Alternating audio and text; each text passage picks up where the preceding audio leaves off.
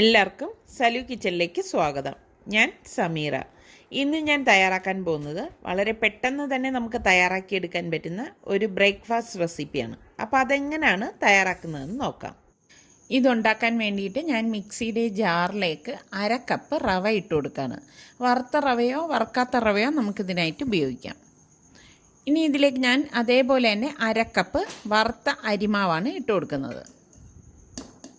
പിന്നെ ഇതിലേക്ക് നമുക്ക് പാകത്തിനുള്ള ഉപ്പിട്ട് കൊടുക്കണം. ഞാനിവിടെ 3 കപ്പ് വെള്ളം ഒഴിച്ചു കൊടുക്കുകയാണ്. പച്ചവെള്ളമാണ് ഒഴിച്ചു കൊടുക്കുന്നത് കേട്ടോ. എന്നിട്ട് ഇത് മിക്സിയുടെ അടപ്പ് വെച്ചിട്ട് മൂടി ഒന്ന് അടിച്ചെടുക്കാം. ഈ അടിച്ച് വെച്ചിരിക്കുന്ന മാവ് ഞാനൊരു ബൗളിലേക്ക് ഒഴിച്ചു കൊടുക്കുകയാണ്.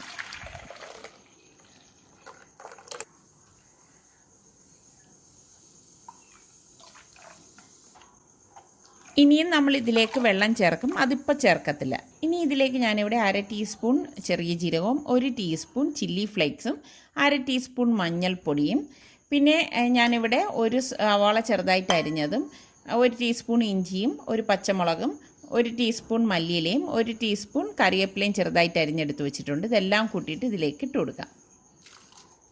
ഇനി ഇത് നന്നായിട്ടൊന്ന് ഇളക്കി കൊടുക്കണം. നല്ലതുപോലെ ഇളക്കിയ ശേഷം പാത്രം മൂടിയിട്ട് 15 മിനിറ്റ് മാറ്റി വെക്കാം. ഈ സമയം കൊണ്ട് ഞാൻ ടൊമാറ്റോ ചട്നി തയ്യാറാക്കാൻ പോവാണ്. ഒരു പാനിലേക്ക് 3 ടേബിൾ സ്പൂൺ ഓയിൽ ഒഴിച്ചിട്ട് 1 ടേബിൾ സ്പൂൺ കടലപ്പരിപ്പും 1 ടേബിൾ സ്പൂൺ ഉഴുന്നുപരിപ്പും ഇട്ട് ഒന്ന് വറുത്ത് കൊടുക്കും.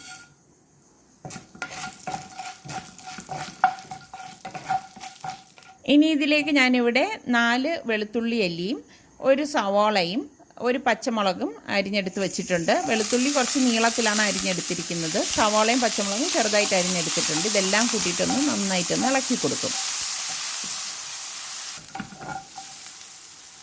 ഇനി ഞാൻ ഇതിലേക്ക് പൊടികൾ ചേർത്ത് കൊടുക്കുകയാണ്. 1 ടേബിൾ സ്പൂൺ കാശ്മീരി ചില്ലി പൗഡറും 1/2 ടീസ്പൂൺ മഞ്ഞൾപ്പൊടിയും 1 ടീസ്പൂൺ മല്ലിപ്പൊടിയും 1/4 ടീസ്പൂൺ കായപ്പൊടിയും കൂടി ഇട്ടിട്ട് ഇതെല്ലാം കൂട്ടിയിട്ട് നല്ലതുപോലെ ഒന്ന് ഇളക്കി കൊടുക്കും.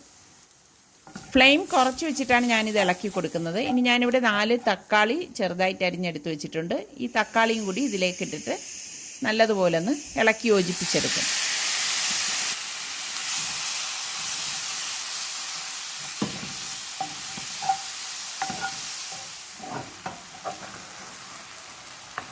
ഇതിനിടയിൽ ഞാൻ ഉപ്പ് ചേർത്തിട്ടുണ്ടായിരുന്നു, പക്ഷെ അത് റെക്കോർഡിങ്ങിൽ വന്നിട്ടില്ല.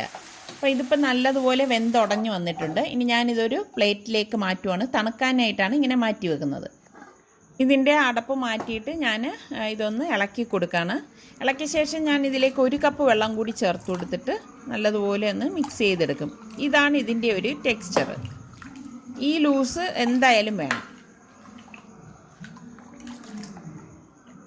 ഇനി ഞാൻ ഈ തണുത്തിരിക്കുന്ന ടൊമാറ്റോയുടെ കൂട്ട് മിക്സിയുടെ ജാറിലേക്ക് ഇട്ടിട്ട് ഒന്ന് അടിച്ചെടുക്കുകയാണ്.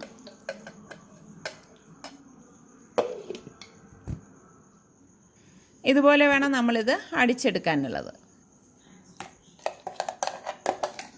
കണ്ടോ, ഈ ഒരു പരുവത്തിൽ. ഞാനിവിടെ ഒരു പാനിലേക്ക് 2 ടേബിൾ സ്പൂൺ ഓയിൽ ഒഴിച്ചിട്ട് 1 ടീസ്പൂൺ കടുകും 1 വറ്റൽമുളകും കൂടി ഇട്ട് കൊടുക്കുകയാണ്.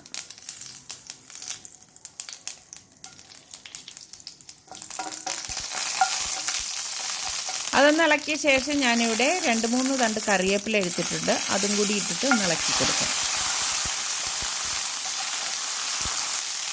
ഇനി നമ്മൾ ഈ അടിച്ചു വെച്ചിരിക്കുന്ന ടൊമാറ്റോയുടെ കൂട്ട് ഇതിലേക്ക് ഇട്ടിട്ട് ഒന്ന് ഇളക്കി കൊടുക്കും. ഞാൻ മിക്സിയുടെ ജാറിലേക്ക് 1/2 കപ്പ് വെള്ളം ഒഴിച്ചിട്ട് ആ വെള്ളമാണ് ഞാൻ ഇതിലേക്ക് ഒഴിച്ചിട്ട് ഇളക്കി കൊടുക്കുന്നത്. ഇനി ഇതിലെ വെള്ളമൊക്കെ വറ്റിയിട്ട് ഇതുപോലെ കട്ടിയായി വരുന്ന സമയത്ത് നമ്മൾ ഗ്യാസ് ഓഫ് ചെയ്ത് ഒരു ബൗളിലേക്ക് മാറ്റുകയാണ് ചെയ്യുന്നത്.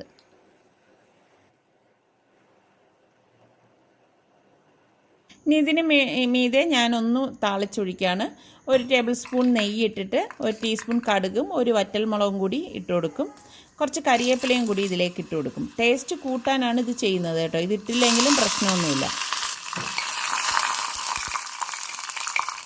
ഇനി ഈ താളിച്ചത് ഈ ടൊമാറ്റോ ചട്നിയിലെ മുകളിലേക്ക് ഒഴിച്ചു കൊടുക്കും. അപ്പം ഇതൊന്ന് ഇളക്കിയെടുക്കുമ്പോൾ നല്ല ടേസ്റ്റാണ് കേട്ടോ ഇതിന്. ഇപ്പം നമ്മുടെ ടൊമാറ്റോ ചട്നി ഇവിടെ റെഡി ആയിട്ടുണ്ട്. അപ്പോൾ ഞാൻ പാനിലേക്ക് കുറച്ച് ഓയിലൊന്ന് ബ്രഷ് ചെയ്ത് കൊടുക്കുകയാണ്. അപ്പോൾ നമ്മൾ ഈ കലക്കി വെച്ചിരിക്കുന്ന മാവ് നല്ലതുപോലെ ഒന്ന് ഇളക്കിയിട്ട് ഇതുപോലെ ഒന്ന് ഒഴിച്ചു കൊടുക്കും. ഈ ഹോൾസ് ഒന്നും ഫില്ല് ചെയ്യാൻ നിൽക്കണ്ട കേട്ടോ. ഇതിന് മീതെ ഞാൻ കുറച്ച് നെയ്യൊന്ന് ഇതുപോലെ ഒന്ന് ഇട്ട് കൊടുക്കും. എന്നിട്ട് ഇത് മൂടി വെച്ചിട്ട് വേവിച്ചെടുക്കുകയാണ് ചെയ്യുന്നത്. ഇതുപോലെ മൊരിഞ്ഞു വരുന്ന സമയത്ത് നമുക്കിത് ഇതുപോലെ ഒന്ന് ഫോൾഡ് ചെയ്തെടുക്കാം. മറിച്ചിടേണ്ട ആവശ്യമില്ല. നല്ല സ്വർണ്ണ കളറായിരിക്കും കേട്ടോ ഇതിന്. ഞാൻ ഇതൊരു പ്ലേറ്റിലേക്ക് മാറ്റുവാണ്. ബാക്കിയിരിക്കുന്ന മാവ് ഇതുപോലെ തന്നെ എണ്ണ ഒന്ന് ബ്രഷ് ചെയ്തിട്ട് ഇതുപോലെ ഒന്ന് റഫായിട്ട് കോരി ഒഴിക്കും. കോരി ഒഴിച്ച ശേഷം നെയ്യൊന്ന് ഇതുപോലെ അതിൻ്റെ മീതെ വെച്ചിട്ട് ഇതുപോലെ ഫോൾഡ് ചെയ്തെടുക്കും. നല്ല ക്രിസ്പി ആയിട്ടുള്ളൊരു ദോശയാണ് കേട്ടോ ഇത്. പക്ഷേ ചൂടോടെ തന്നെ കഴിക്കണം. അപ്പോൾ നമ്മുടെ ക്രിസ്പി ആയിട്ടുള്ള റവ ദോശയും ടൊമാറ്റോ ചട്നിയും ഇവിടെ തയ്യാറായിട്ടുണ്ട്. അപ്പോൾ നിങ്ങളെല്ലാവരും ഒന്ന് ട്രൈ ചെയ്ത് നോക്കണേ.